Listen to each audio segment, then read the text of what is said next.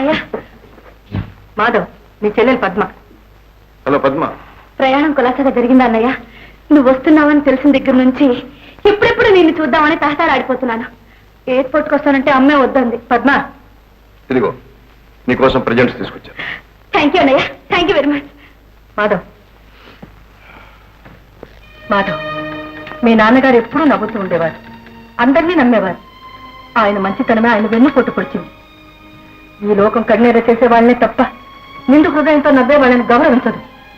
అందుకని నీలో నవ్వు లేకుండా పెంచమని కమలకి పదే పదే ఉత్తరాలు రాశాను. మాధవ్, ఈ రోజు నుంచి వ్యాపారం అంతా నువ్వే చూసుకోవాలి. ఎవరు ఎటువంటి వాళ్ళో బాగా తెలియకుండా ఎవరిని నమ్మొద్దు.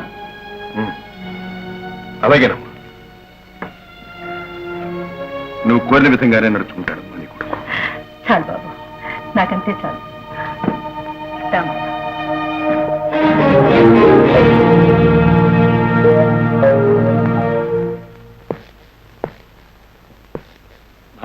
మాధవ్.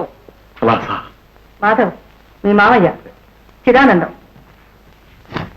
హలో. ఏమిటమ్మా, ఏదో వార్త విని హడిలిపోయాను. వచ్చేటప్పుడు దారిలో.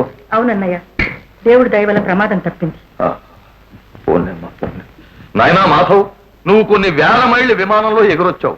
కనీసం ఒక వారమైనా విశ్రాంతి తీసుకోవాలి. No no rest. వెంటనే మా ఆర్గనైజేషన్ ఇన్స్పెక్ట్ చేయాలి. ఆఫీస్కి వెళ్ళాలి. ఏమిటి లేడికి లేచిందే పరుగనట్టు వెంటనే వెంటనే.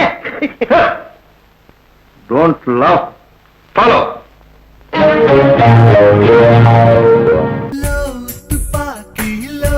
తుపాకి గుచ్చింది గుండెలోకి.